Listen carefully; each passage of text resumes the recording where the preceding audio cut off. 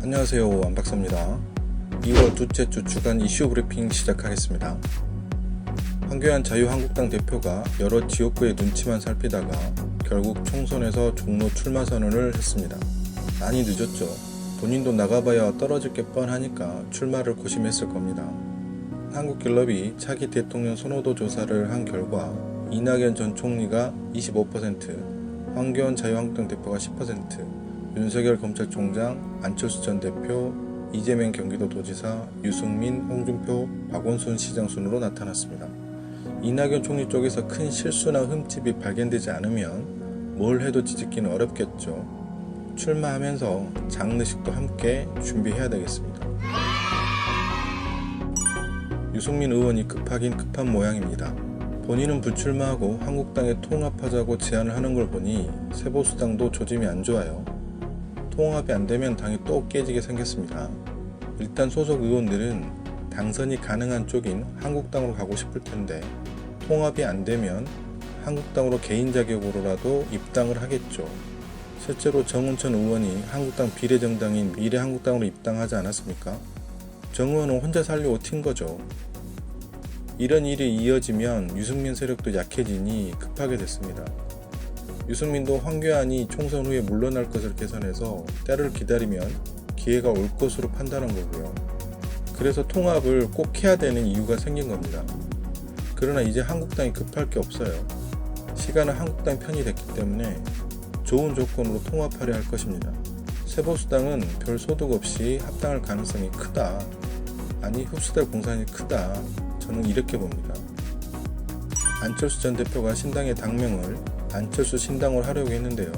선관위에서 정당 지배 질서의 비민주성을 유발할 수 있고 정당 명칭으로 사전 선거운동이 가능하게 되며 투표 현장에서 유권자가 안전 의원과 후보자로 혼동할 수 있다는 이유를 들어 불허했습니다.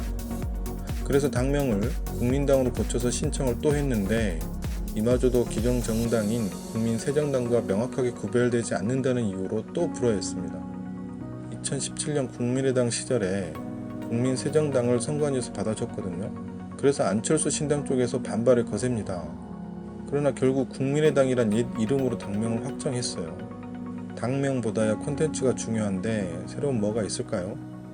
그나저나 민중당 오렌지색과 너무 같아 보이는데 여러분 어떠세요? 제가 보기에는 배려심도 눈꼽만큼이 없는 왕재수입니다. 지난 14일 통합을 추진 중인 호남 기반 3당 바른미래당, 대한신당, 민주평화당이 오는 17일에 조건 없이 합당하기로 합의했습니다. 통합 당명은 민주통합당으로 하기로 했고요. 근데 손학규 대표의 목리 때문인지 쉽지가 않습니다. 합의에 따르면 공동대표 3인이 28일까지 물러나고 비대위를 구성하기로 했는데요. 제가 여러 번 말했듯이 손 대표는 이 선으로 물러날 생각이 없다고 했습니다. 근데 28일까지만 대표하라고 하니 가만히 있을 사람이 아니죠. 겉으로는 호남정당의 부활이라고 비판하면서 거부하고 있지만 본 마음은 퇴진할 생각이 없다는 겁니다. 바른미래당 내부 분위기도 그렇고 오늘 내일쯤 결판이 나지 않을까 생각이 듭니다.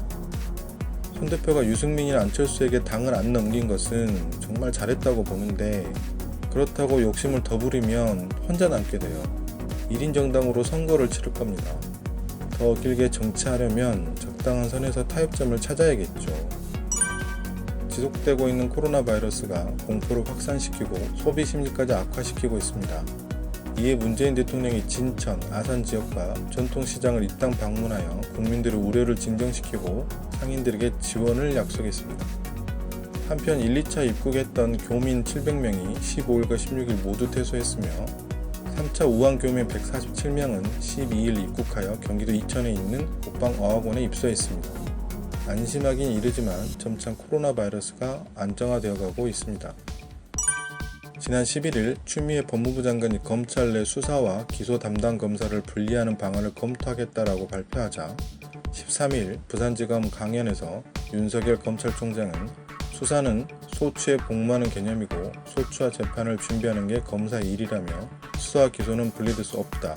법원은 심리한 판사가 판결을 선고한다.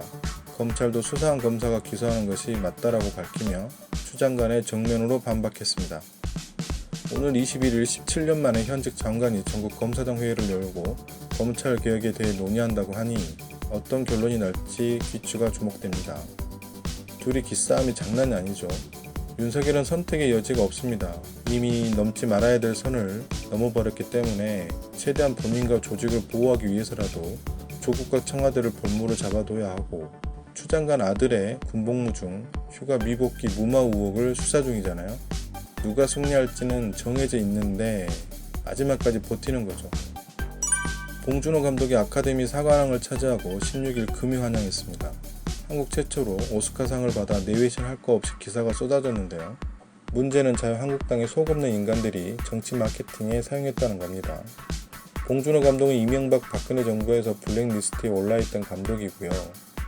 그럼 미안해서라도 조용히 있던지 축하한다는 정도만 얘기를 해야지 치사하게 공약을 만들어요. 특히 봉 감독의 고향인 대구 지역 출마자들이 이런 속보이는 짓을 했습니다. 강효상 의원은 봉준호 영화박물관을 건립하겠다고 했고요. 다른 예비 후보들도 동상을 설치하고 상가터 복원하겠다고 했습니다. 곽상도 의원은 봉 감독 같은 인재를 키워내겠다면서 영화관을 늘리겠다고 했습니다. 과관이죠. 이번 주 마지막 뉴스는 더불어민주당이 민주당 빼고 투표하자는 칼럼을 쓴 고려대 임미리 교수와 경향신문을 검찰에 고발했다가 당내외 비판 일자 하루 만에 취소한 사건입니다. 언론중재위원회 산하 선거기사심의위원회가 이 칼럼이 선거법을 위반했다는 유권 해석을 했어요. 그렇지만 검찰 고발은 신중했어야 된다고 봅니다. 어머니 현재 우리는 표현의 자유가 보장된 자유민주주의 체제에 살고 있으니까요. 그리고 이 정도의 표현으로 고발하는 게 참 궁색하다고 봅니다. 다만 임미리 교수의 행적을 보면 한국당 출마 이력이 있고 안철수 싱크탱크 출신이라 정치적 의도가 있어 보인다는 겁니다. 제 생각도 마찬가지예요. 정치적 의도가 있어 보입니다. 민주당이 고발했다는 기사가 나자마자 안철수 대표가 비판하는 내용의 기사가 나왔습니다. 그러니 둘의 관계도 의심할 수 있죠. 그러나 어찌됐든 이번 건은 민주당이 손해가 큽니다. 다음 주 정당 지지율을 봐야 알겠지만 야당은 통합 논의로 관심을 모아주고 있고, 여당은 사건 사고가 터지지 않도록 관리를 잘해야 총선을 기대할 수 있을 겁니다. 이상 2월 둘째 주 주간 브리핑이었습니다. 안박사였습니다.